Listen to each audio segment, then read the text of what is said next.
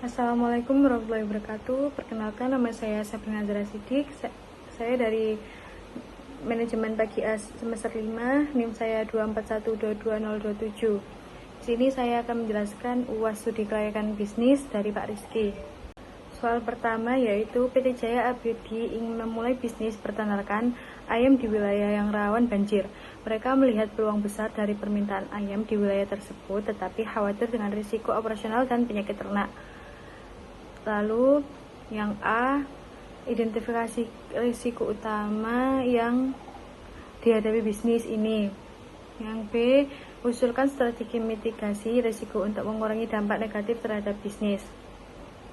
Yang pertama A, identifikasi risiko utama yang dihadapi bisnis. Yang pertama ada risiko banjir. Risiko banjir mengingat wilayah rawan banjir ini bisa mengancam infrastruktur peternakan, mengganggu operasional harian, dan mempengaruhi kesehatan ternak. Terus yang kedua, penyakit ternak.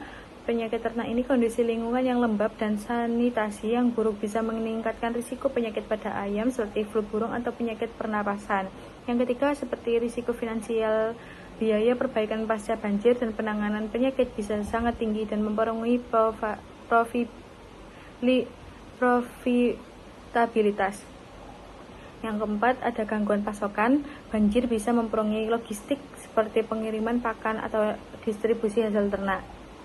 Yang B, strategi mitigasi risiko untuk mengurangi dampak negatif terhadap bisnis. Yang pertama ada infrastruktur tahan banjir, membangun kandang dan fasilitas yang tahan banjir seperti elevasi tinggi atau penggunaan bangunan yang tahan air. Yang kedua ada sistem drainase yang baik, memastikan adanya sistem drainase yang efektif untuk mengurangi genangan air di sekitar peternakan. Yang ketiga ada program vaksinasi dan kesehatan ternak, menjelaskan program vaksinasi rutin dan menjaga kebersihan kandang untuk mencegah penyakit. Yang terakhir ada asuransi usaha, mengambil asuransi untuk melindungi bisnis dari kerugian finansial akibat banjir dan penyakit ternak. Lanjut di soal kedua. Soal kedua ada sebuah perusahaan mempertimbangkan investasi dalam proyek teknologi dengan biaya awal Rp 527 juta. Proyeksi arus kas bersih tahunan adalah Rp 177 juta selama 5 tahun. Tingkat diskon yang digunakan adalah 12%. Lalu yang A, hitung nilai sekarang bersih NPV. Kalau yang B, jika IRR proyek adalah 14%, apakah proyek ini layak dijalankan? Apa alasannya? Pertama kita jelaskan yang A, menghitung NPV. Rumus untuk menghitung NPV seperti yang di atas. Data yang terdeteksi, biaya awal investasi, arus kas bersih tahunan, tingkat diskonto, durasi proyek seperti di atas. Lalu mari kita hitung arus kas yang diskonto untuk setiap tahun. Penjelasannya seperti di atas. Jika dihitung satu persatu seperti ini. Lalu NPV, hasil NPV-nya adalah Rp 11,0915535 positif. Lanjut yang B, kelayakan berdasarkan proyek IRR. Diketahui bahwa IRR proyek adalah 14%. Jika IRR lebih besar dari tingkat diskonto, maka proyek tersebut layak dijalankan. NPV positif juga menunjukkan bahwa proyek yang diharapkan memberikan keuntungan lebih besar daripada biaya modal yang dikeluarkan. Lanjut soal nomor 3, sebuah usaha bakery membutuhkan investasi awal sebesar Rp 120 juta. Pendapatan per bulan diprofesikan sebesar 47 juta dengan biaya operasional Rp 390 juta.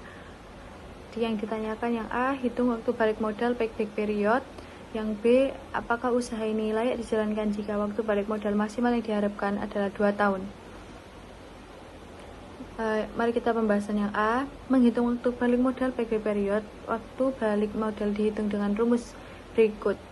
Payback period dikurangi investasi awal dibagi arus kas bersih per bulan, di mana investasi awal sebesar 120 juta, pendapatan per bulan 45 juta, biaya operasional per bulan 390 juta.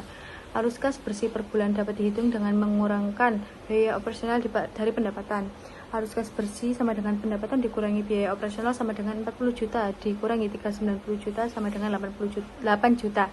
Sekarang kita dapat menghitung payback period. Payback period dikurangi 127 juta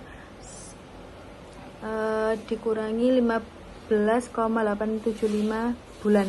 Jadi waktu balik modalnya adalah sekitar 15,88 bulan atau sekitar 1 tahun 4 bulan.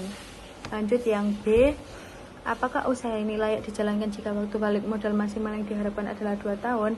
Dari perhitungan sebelumnya, waktu balik modal usaha bakery ini adalah sekitar 1 tahun 4 bulan, yang lebih kecil dari batas waktu balik modal maksimal yang diharapkan yaitu 2 tahun.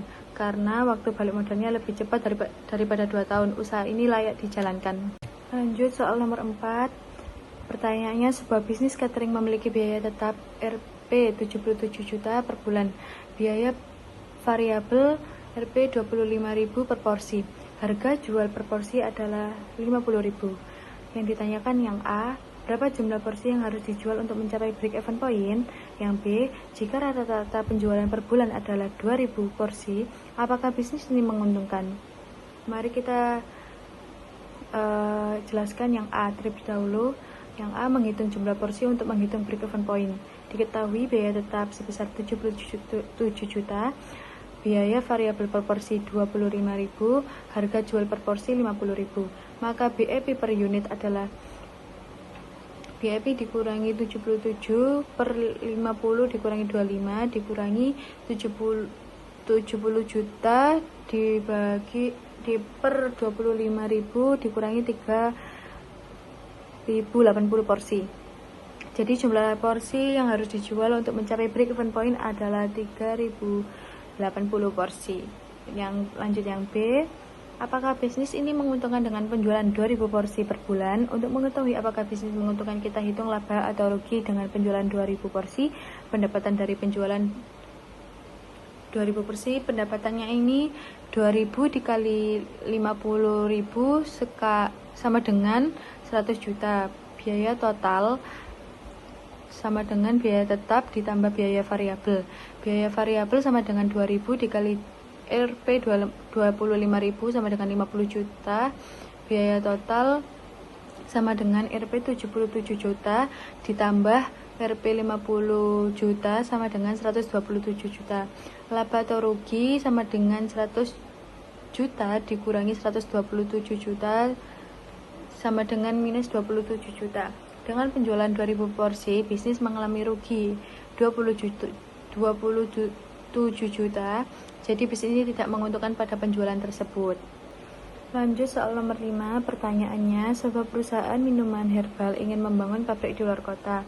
Mereka memiliki 2 pilihan lokasi. 1. Lokasi A, dekat dengan pemasok bahan baku tetapi jauh dari pasar utama.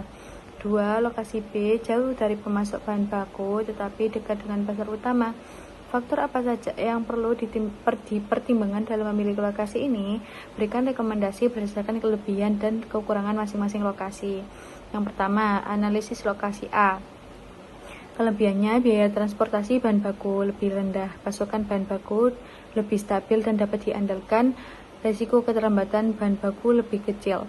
Kekurangan, biaya pengiriman produk jadi ke pasar utama lebih tinggi, waktu distribusi ke pasar utama lebih lama, yang dapat memengaruhi ke kualitas produk, terutama jika produk mudah rusak. Mungkin memerlukan investasi lebih besar untuk infrastruktur distribusi. Lalu yang analisis lokasi B, kelebihannya biaya dan waktu pengiriman produk jadi ke pasar utama lebih rendah. Respon terhadap kebutuhan pasar lebih cepat, potensi untuk meningkatkan layanan pelanggan lebih tinggi. Kekurangannya, biaya transportasi bahan baku lebih tinggi. Risiko gangguan pasokan bahan baku lebih besar. Misalnya, keterlambatan pengiriman mungkin memerlukan fasilitas penyimpanan bahan baku yang lebih besar. Jadi, rekomendasi jika biaya bahan baku lebih tinggi dibandingkan biaya distribusi produk ke pasar utama, misalnya bahan baku mudah rusak atau sangat spesifik, maka lokasi A lebih ideal. Jika pasar utama sangat sensitif terhadap waktu pengiriman dan kualitas produk, atau jika biaya distribusi ke pasar utama signifikan, maka lokasi B lebih disarankan. Pertimbangan solusi hybrid seperti membangun pusat distribusi tambahan dekat pasar utama untuk mendukung distribusi dari lokasi A.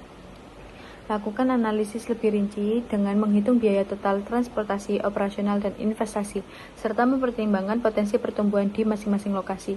Keputusan akhir harus didasarkan pada strategi jangka panjang perusahaan dan prioritas utama, efisiensi biaya vs kecepatan pasar. Terima kasih, sekian dari saya. Bila ada salah, mohon dimaafkan. Wassalamualaikum warahmatullahi wabarakatuh.